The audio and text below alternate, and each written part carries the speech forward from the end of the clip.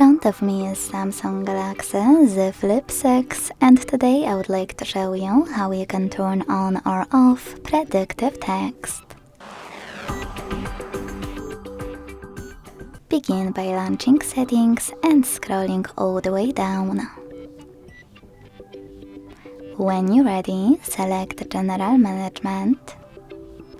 Tap on Samsung keyboard settings and last but not least, select Predictive Text.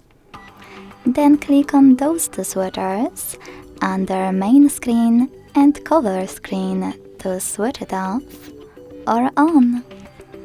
Thanks so much for watching. If you enjoyed this video, leave a like, comment and subscribe.